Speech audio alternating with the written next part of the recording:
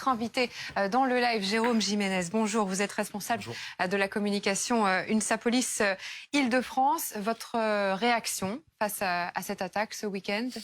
Tout est dit, une nuit d'une extrême violence sur le 94, notamment à Vitry-sur-Seine. Parce que ça a duré plus de 45 minutes. 45 minutes, et si vous voulez, il y a eu deux épisodes. Un premier épisode où des cocktails Molotov ont été lancés dans la cour intérieure du commissariat de Vitry-sur-Seine.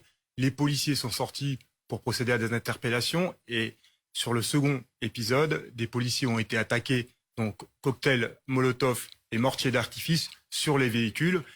Et on a évité le drame, je tiens à vous le préciser, puisque un véhicule de la BAC a été pris pour cible et 60 impacts ont été relevés sur la carrosserie avec un mortier d'artifice qui a explosé dans l'habitacle. On a 2 policiers qui sont blessés, qui souffrent d'acouphènes.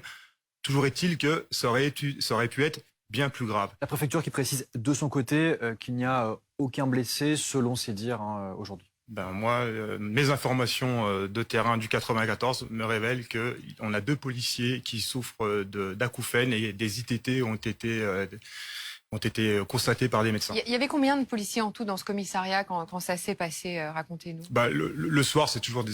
Je donnerai pas, si vous voulez, ça c'est des éléments techniques et j'aime pas...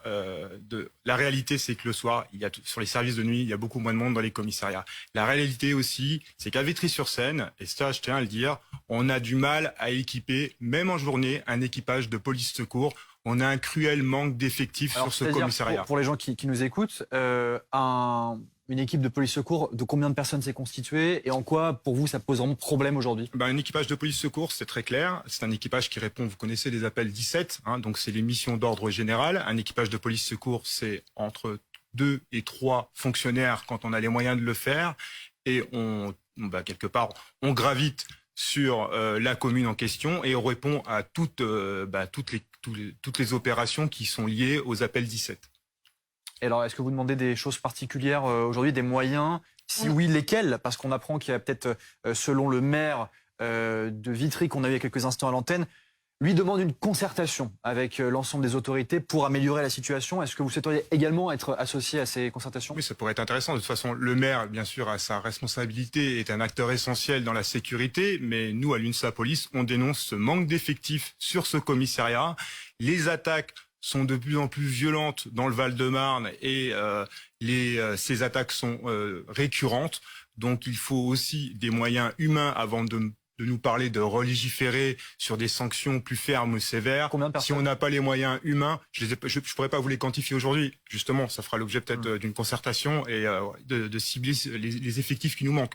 Mais pour travailler dans de bonnes conditions, il faut avant tout du personnel humain sur le terrain. Qu'est-ce que vous avez envie de dire justement aux effectifs de police qui sont à Vitry-sur-Seine et qui vont continuer à travailler dans les prochains jours? Vous savez, le policier, même s'il fait un travail difficile et périlleux, il se lève tous les jours parce qu'il a la volonté de protéger, servir et assister la population.